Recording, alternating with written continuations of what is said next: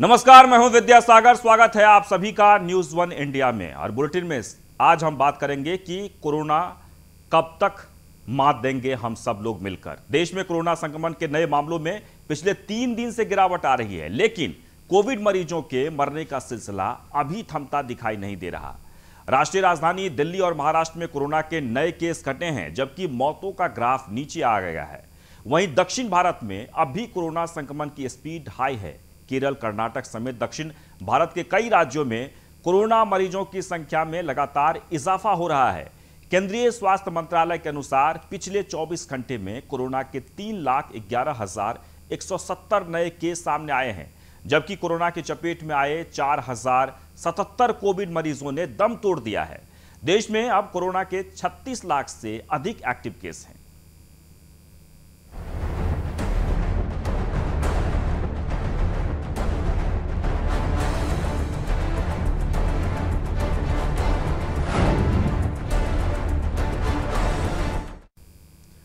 तो देश में कोरोना संक्रमण का असर कुछ राज्यों में कम हुआ है, लेकिन इसे लेकर राज्य सरकारें सतर्क हैं। संक्रमण की चेन तोड़ने के लिए एक बार फिर से लॉकडाउन बढ़ाया गया है। यूपी, दिल्ली के बाद अब हरियाणा और मध्य प्रदेश के भोपाल में भी 24 मई तक लॉकडाउन की अवधि बढ़ा दी गई है। हालांकि जरूरी सेवाओं के लिए पहले की तरह छूट भी जारी रहेगी। सवाल यह है कि संक्रमण तो कम हो रहा है, लेकिन कोरोना पर लगाम पूरी तरीके से कब तक लग पाएगा। और इसी पर ज्यादा जानकारी के साथ हम अलग अलग राज्यों में अपने संवाददाता से बात करेंगे और जानेंगे कि फिलहाल वहां का हाल क्या है।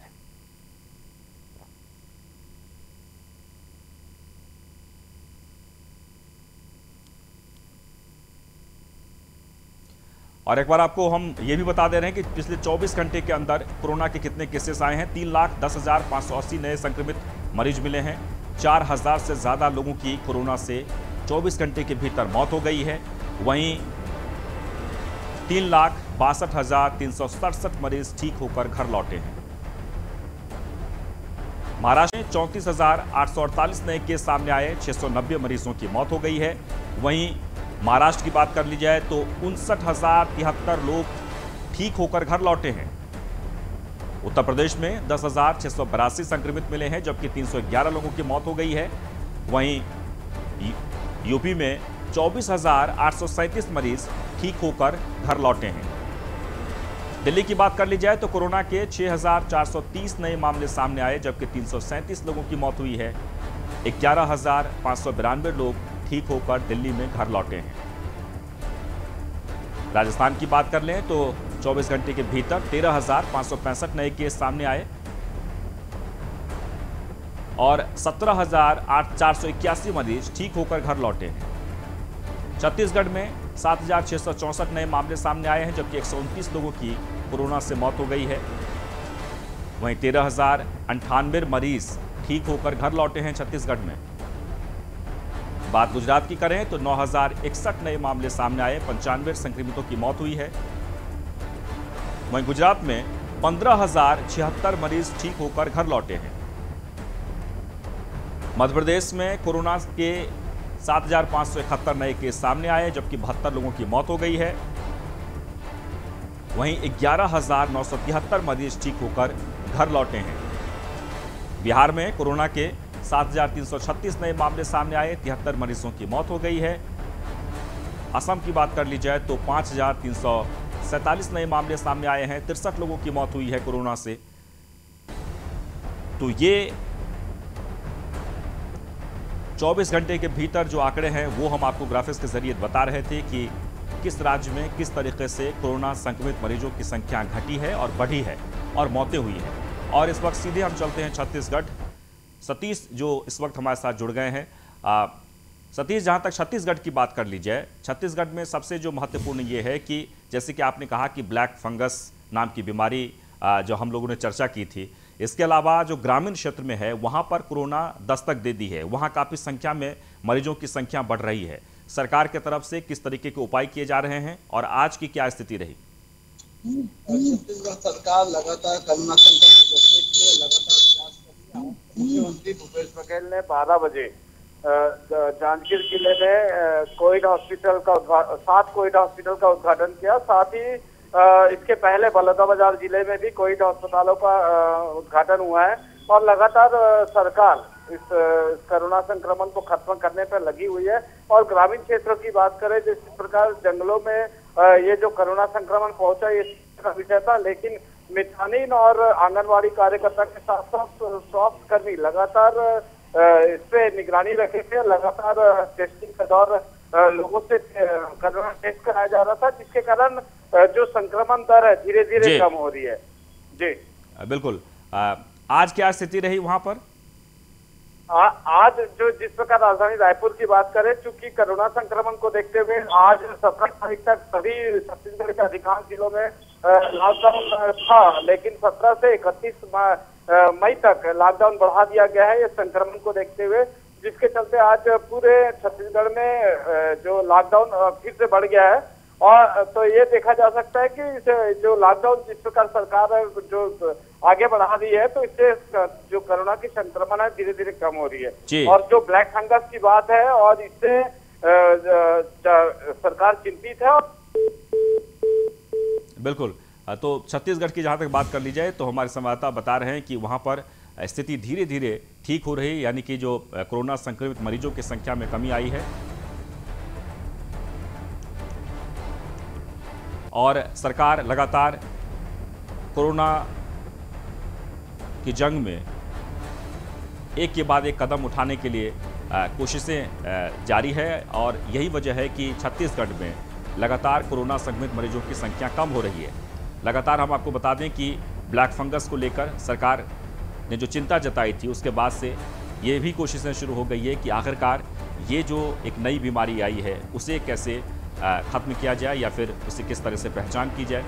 इन तमाम चीज़ों को लेकर छत्तीसगढ़ सरकार की तरफ से एक विशेष प्रयास हो रहे हैं, जैसे कि हमारे संवाददाता लगातार वहां से जानकारी दे रहे हैं कि ग्रामीण क्षेत्रों में जो लगातार कोरोना संक्रमण मरीजों की संख्या बढ़ रही थी, उस पर भी थोड़ी सी कमी आई है, क्योंकि सरकार ने लगातार पाबंदियां भी लगा रखी है और लोगों को बार बार ये आगाह किया जा रहा है कि आप भीड़ भाड़ वाले इलाके में न जाएं, मास्क लगाएं, सैनिटाइज करें हाथ को बार बार।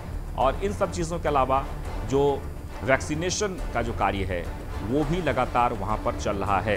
तो आपको बता दें कि आज 24 घंटे के भीतर अलग अलग राज्यों में जो जिस तरीके से लगातार केसेस आ रहे हैं हम आपको दिखाई रहे हैं, लेकिन राहत की बात यह है कि जो लगातार बढ़ रही थी, यानी कोरोना संक्रमित मरीजों की संख्या जिस तरीके से बढ़ रही थी उसमें धीरे धीरे कंट्रोल हो रहा है और अब कोरोना संक्रमित मरीजों की संख्या में कमी आई है। हालांकि हर स्टेट में जो सरकारें हैं इस वक्त अपने अपने स्तर पर पूरे प्रयास किए जा रहे हैं, इलाज से लेकर और लोगों को जागरूक करने तक।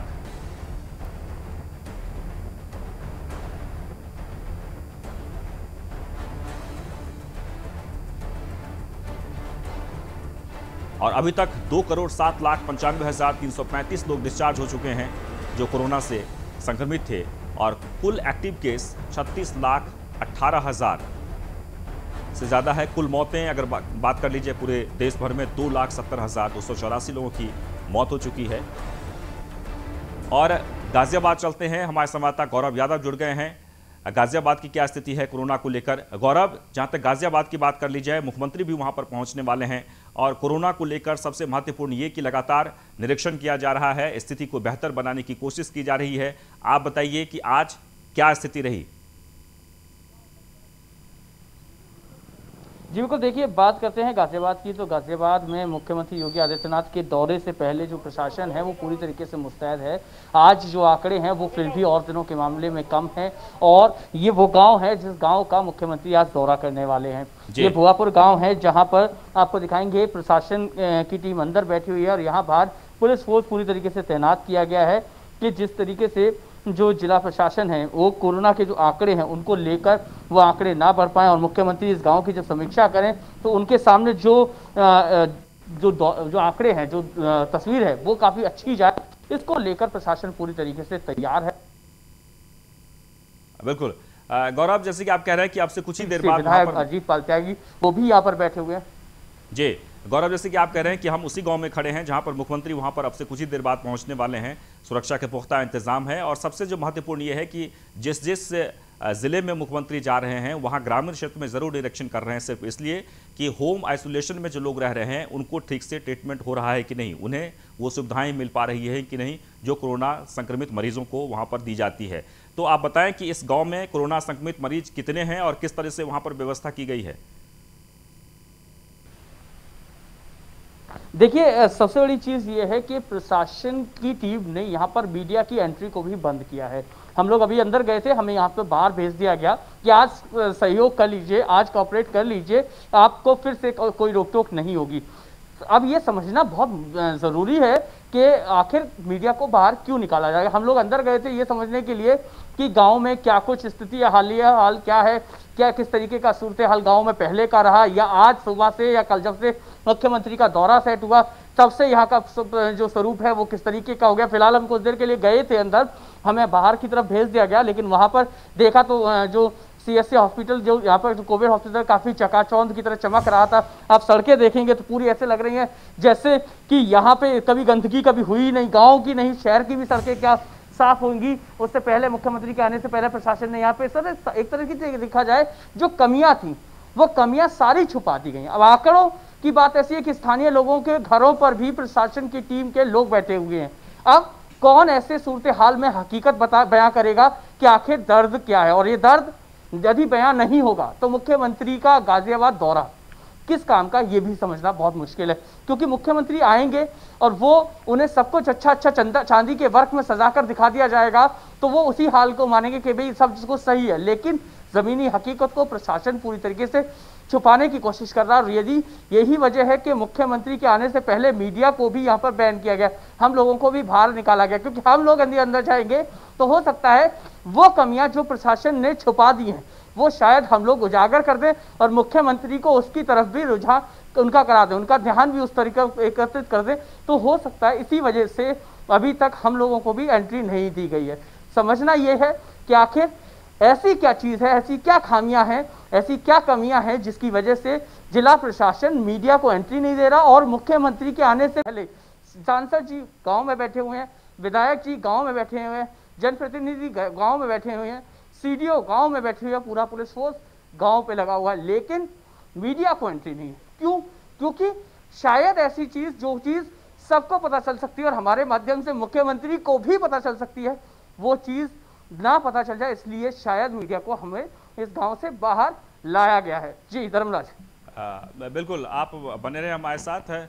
हम ऋषिकेश चलते हैं, संजय शर्मा भी हमारे साथ बने हुए हैं। आपको बता दें कि कोरोना को लेकर लगातार हम अपडेट दे रहे हैं और इस वक्त गौरव यादव गाजियाबाद में हैं और वहां मुख्यमंत्री अब से कुछ ही देर पहुंचने वाले हैं। वो वहीं खड़े हैं जिस गांव में मुख्यमंत्री वहां पर निरीक्षण करने वाले हैं। चलिए संजय शर्मा, आप बताइए ऋषिकेश का क्या हाल है?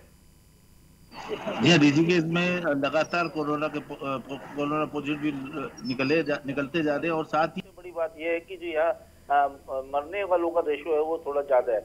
और दिन की भांति कल 197 लोग इधर मरे हैं, जो बहुत ज्यादा है। और जिस चीज को लेकर सरकार गंभीर थी वही होता नजर आ रहा है। और यहाँ पर उससे बड़ी बात है कि एम्स ऋषिकेश में भी जो ब्लैक फंगस के जो 5 मरीज मिले हैं उसको लेके प्रशासन और ज्यादा गरीब हो बहुत ज्यादा गंभीर है, क्योंकि सबको पता है कि ब्लैक फंगस का इलाज अभी नहीं है, लेकिन अगर इसके बारे में सोचा जाए तो बहुत गंभीर बीमारी है और इससे जितने भी मरीज हैं उनको बहुत ज्यादा खतरा है। एम्स लगे हैं उसकी जांच करने में और उस जांच में पता चल रहा है कि वो जिनको ज्यादा स्टेरॉइड के इंजेक्शन लगते हैं उससे उनकी आंखों में सूजन हो जाती है और जिसकी वजह से वो ब्लैक फंगस बनती है। अब देखने वाली बात यह है कि इसका इलाज किस तरीके से एम्स प्रशासन करता है या सरकार करती है, क्योंकि ब्लैक फंगस ये नई बीमारी देखते हुए लोगों में काफी डर फैल गया और लोग इस चीज से बहुत ज्यादा बचने की तैयारी में है। बिल्कुल संजय, ठीक है, हम और भी आपसे इस मामले में जानकारी लेंगे, लेकिन क्या सरकार ने एहतियात के तौर पर इस मामले में कोई कदम उठाए हैं अभी? जी हाँ, अगर बात करें मुख्य चिकित्सा सचिव की तो उन्होंने इस बात को लेकर एक बात कही थी कि जो भी लोग बीमार पड़ रहे हैं या उनमें जो भी नए नए सिम्टम दिख रहे हैं उनको ऑब्जर्व किया जाए, उनके लिए तैयारी की जाए कि आने वाले समय में हो सकता है ये घातक हो जाए या फैल जाए, तो इसके लिए तैयारी करनी बहुत जरूरी है। और जहां तक बात करें सुप्रीम कोर्ट की, तो सुप्रीम कोर्ट ने भी साफ एक बात कही है कि बीमारी के कोई भी लक्षण हो या कोई भी बीमार हो उसको किसी भी तरीके से रोका ना जाए, उसको भर्ती किया जाए और उसका ट्रीटमेंट करे सरकार। और अगर लगता है कि वो गंभीर रूप से बीमार तो उसे हायर सेंटर में रखा जाए। जी बिल्कुल, आप बने रहे हमारे साथ। हम चलते हैं दिल्ली, गुलशन सैफी भी जुड़े हैं। गुलशन, जहां तक दिल्ली की बात कर ली जाए, 11,000 से ज़्यादा आज कोरोना संक्रमित मरीज वहां पर मिले हैं। और लेकिन राहत की बात यह है कि धीरे धीरे जो संक्रमित मरीजों की संख्या है उसमें कमी आ रही है। हालांकि मौतों का जो आंकड़ा है वो बहुत ज़्यादा अंतर नहीं है, लेकिन इसके बावजूद भी थोड़ी सी राहत है। क्या व्यवस्था है आज क्या स्थिति रही? दिल्ली अपने जो नए एक्टिव केस थे उसमें कमी देख रही थी, लेकिन आज बढ़ोतरी देखी गई है। और दिल्ली में जिस तरह से सुरक्षा व्यवस्था और स्वास्थ्य व्यवस्थाएं बहाल थी वो जारी हैं। और दिल्ली के अंदर फिलहाल एक दिन में ज्यादा मामले बढ़ने से अभी फिलहाल कोई स्थिति में फर्क ज्यादा नजर नहीं आया। लेकिन दिल्ली की अगर अमूमन बात करें, ऑन एवरेज बात करें, जो बीते हम 11 अप्रैल से लेकर आज तक कंपेयर करें तो दिल्ली के जो संक्रमण दर 36.78 पर पहुंच गया था वो घटकर 10.24 पर रुक गया है। और वहीं जो मौतें लगातार 300 साढ़े 300 के बीच में हो रही थी, आज उसमें भी कमी आई है और 300 से नीचे नंबर रहा है। 280 के करीब आज मौतें हुई दिल्ली में। और लेकिन थोड़ी सी बढ़ोतरी जरूर देखी गई है नए मामलों में। जी बिल्कुल, बार बार जो शिकायतें मिल रही थी दिल्ली में अलग अलग अस्पतालों में ऑक्सीजन को लेकर, बेड्स को लेकर, क्या जो नए मरीज जो मिल रहे हैं उसे पर्याप्त तरीके से इलाज मिल पा रहा है? बेड्स की सुविधाएं मिल रही है? ऑक्सीजन दी जा रही है? जी, असल में है क्या कि जो कोरोना के मरीज भर्ती होते हैं उनको 12 से 14 दिन अस्पताल में रखा जाता है, जिसकी वजह से जो बेड ऑक्यूपाइड हो जाए तो खाली होने में समय लगता है। लेकिन बीते अगर हम बात करें 8 से 10 दिन की, तो लगातार दिल्ली में ऑक्यूपाइड बेडों की संख्या कम हो रही थी और वैकेंट बेडों की संख्या बढ़ रही थी। इस लिहाज से अभी उतनी दिक्कत तो नहीं है, लेकिन फिर भी लोगों को गाये बगाए हल्की परेशानी हो रही है, जिस पर दिल्ली सरकार का दावा है कि जल्दी सुलझा लिया जाएगा। और तमाम संस्थाएं, दिल्ली में निगम हो, चाहे दिल्ली सरकार हो या समाज सेवी संस्थाएं हो, वो लगातार अपना योगदान दे रही है। और दिल्ली ने भी देखें, अगर आपके जो पहले 22,985 बेड थे उनकी संख्या में इजाफा कर दिया है, करीब 1,000 से ज्यादा बेडों की संख्या दिल्ली में बढ़ा दी गई है। तो इस लिहाज से दिल्ली में कुछ मामूली राहत तो कही जा सकती है। जी बिल्कुल, हम फिर से चलते हैं गाजियाबाद, गौरव के पास। गौरव, आज मुख्यमंत्री आपसे कुछ ही देर बाद वहां पर पहुंचने वाले हैं। गाजियाबाद में इस वक्त जो आप कह रहे हैं कि गांव में एंट्री मीडिया वालों की बैन कर दी गई है, हम लोग को नहीं जाने दिया जा रहा है, वहां पर तमाम अधिकारी हैं, जनप्रतिनिधि बैठे हुए हैं, लेकिन क्या मुख्यमंत्री का कार्यक्रम के बारे में आपको जानकारी है कि आज इस गांव में निरीक्षण करेंगे, किन किन से मिलेंगे मुख्यमंत्री? जी बिल्कुल, देखिए गांव के स्थानीय लोगों से बैठक करेंगे। गांव का जो पंचायत भवन है उस पंचायत भवन में कुछ कुर्सियां डाली गई हैं, जहां पर वहां वो स्थानीय लोगों से बात भी करेंगे, उनसे समझेंगे कि उनकी तकलीफें क्या हैं, उनका दर्द क्या है। और वहीं दूसरी तरफ जो गाँव के बाद वो गाजियाबाद कलेक्ट्रेट परिसर जाएंगे, जहाँ पर वो जो प्रशासनिक अधिकारी हैं, जनप्रतिनिधि हैं या प्रतिनिधि हैं और फिर उसके बाद मीडिया कर्मी हैं, उनसे बात करके गाजियाबाद के सूरत हाल को समझे और उस पर कोई दिशा निर्देश प्रशासन को जारी करेंगे। लेकिन उस सबसे पहले इस गांव में, जो गांव है जिस गांव की मुख्यमंत्री समीक्षा करने वाले हैं, यहाँ के स्थानीय लोगों से बात करने वाले हैं, उस गाँव में एंट्री ना देना एक सवाल खड़ा कर देता है। वहीं दूसरी तरफ यदि आंकड़ों की बात करें तो गाजियाबाद में 527 नए केस आते हैं आज के डेट में, और इस जिसको मिलाकर टोटल 4,320 एक्टिव केस हैं इस समय गाजियाबाद के अंदर। और वहीं दूसरी तरफ जो आज की डेट में डेथ हुई है वो 7 लोगों की हुई है, जो कि काफ़ी चिंतनीय है, क्योंकि जिस तरीके से आंकड़े बढ़ रहे हैं लगातार, कभी 500, कभी 700, कभी 1000, कभी 2000, इस तरीके से जो आंकड़े आते हैं वो कहीं ना कहीं चिंतनीय है। फिलहाल आंकड़ों में गिरावट देखने को मिली है, लेकिन सवाल यही है कि क्या मुख्यमंत्री आएंगे तभी जो साफ सफाई है, जो गांव की सूरत हाल है, उन पर ध्यान दिया जाएगा, या प्रशासन अपनी तरफ से कुछ अच्छा करेगा जिससे कि मुख्यमंत्री के आए बगैर भी गांव के लोगों को या शहरी लोगों को अच्छी सुविधा मुहैया हो सके। जी बिल्कुल गौरव, इसकी तमाम कोशिशें लगातार जारी है, चाहे ऑक्सीजन को लेकर हो, बेड को लेकर हो, अस्पताल में इलाज को लेकर हो, ये प्रयास जो हैं लगातार सरकार की तरफ से, प्रशासन की तरफ से किए जा रहे हैं। लेकिन इस वक्त जैसे कि आप कह रहे हैं कि स्थानीय तौर पर गाजियाबाद की अगर बात कर ली जाए तो जितने भी बातें पहले कही गई थी, क्या मुख्यमंत्री आज आ रहे हैं वहाँ पर यही सब निरीक्षण करने के लिए आ रहे हैं? कोरोना की स्थिति को लेकर वहाँ पर किस तरीके से इलाज हो रहा है, जनप्रतिनिधि से भी मुलाकात करेंगे, अधिकारियों से भी बातचीत करेंगे वो। लेकिन आप मुझे बताएं ज़मीनी हकीकत वहाँ पर क्या है? क्या उन लोगों को जो अभी नए तौर पर कोरोना मरीज हो रहे हैं यानी संक्रमित हो रहे हैं, उसे ठीक से बेड अवेलेबल हो रहा है? क्या उन्हें उनका इलाज ठीक से किया जा रहा है? ऑक्सीजन दी जा रही है? देखिए, गाजियाबाद की यदि बात कर लें तो गाजियाबाद में एडमिनिस्ट्रेशन यदि सही से चीज़ें मुहैया कराए तो गाजियाबाद में किसी चीज़ की कोई कमी नहीं है। लेकिन कहते हैं ना कि अस्पतालों ने एक धर्रा अपना लिया कि बेड अवेलेबल है अंदर, लेकिन अंदर चूंकि कोई जा नहीं सकता तो बाहर से बाहर मना कर देते हैं। कंडीशन सुनी क्रिटिकल है, हमारे पास बेड अवेलेबल नहीं है, जिसकी जेब में वजन है उसके लिए बेड अवेलेबल है। ये जो धर्रा था ये केवल एडमिनिस्ट्रेशन लापरवाही थी। लेकिन फिलहाल कुछ दिनों जो कार्रवाई हुई, हॉस्पिटल्स पे छापेमारी हुई, उससे कहीं ना कहीं राहत देखने को मिली। एकाएक जो ऑक्सीजन की कमी देखने को मिली थी वो भी पूर्ति होने लगी, बेडों की भी पूर्ति होने लगी। लेकिन ये सब केवल और केवल प्रशासनिक कार्यप्रणाली पर ही डिपेंड करता है कि आखिर किसको चीजें मुहैया होंगी। जब वो मॉनिटर करेंगे तभी चीज सही से मिल पाएगी। जो हॉस्पिटल्स है वो अपनी मनमानी नहीं कर पाएंगे। और ये पूरा का पूरा फिर से एक बार सवाल वही खड़ा होता है कि प्रशासन अपनी जिम्मेदारियों को बखूबी निभाएगा तब।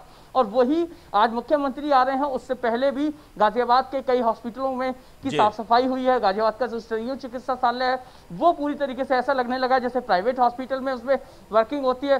बिल्कुल उसी तरीके से आज गाजियाबाद के संयुक्त चिकित्सालय यानी कोविड हॉस्पिटल में भी यही होने लगा। संयुक्त हॉस्पिटल जो संतोष हॉस्पिटल है वो एक तरह से फिर से जिंदा सा होने लगा। मतलब ऐसा देखने को लगा कि जैसे आप एक गाजियाबाद के फर्स्ट क्लास हॉस्पिटल में पहुंच गए।